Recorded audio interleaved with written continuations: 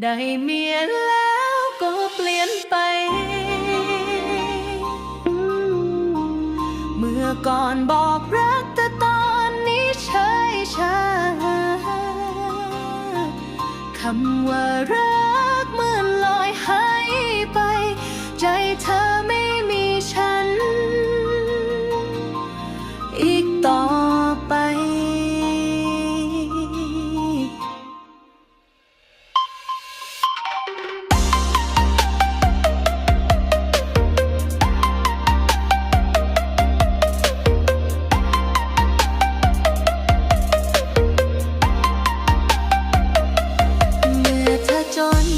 ฉันยังอยู่ข้างแต่พอไม่มีใหม่ฉันก็ถูกทิ้งกลางทางไม่เคยคิดเลยว่าเธอจะทำอย่างนี้เจ็บยิ่งกว่าฝันร้ายในตอนตื่นเคยสัญญาจะรักแค่ฉันแต่เธอกลับพาผู้หญิงคนอื่นมาแทนกันเหมือนฉันไม่มีค่าอะไร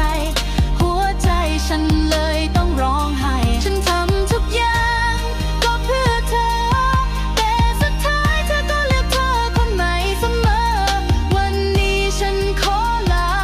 น้ำตาจะเป็นเพื่อนแม้เธอไม่หันมาเห็น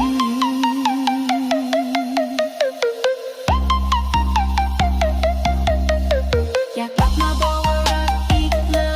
ยเพราะคำว่ารักเธอทำให้มันเฉยผู้หญิงอย่างฉันไม่ใช่ของเล่นจะไม่ยอมให้เธอทำเจ็บซ้ำอีกเป็นเคยได้มีแล้วก็ลืมฉันคนที่เคยอยู่ข้างกันวันนี้ฉันขอเป็นอิสระให้เธอมีเมียก็มีไป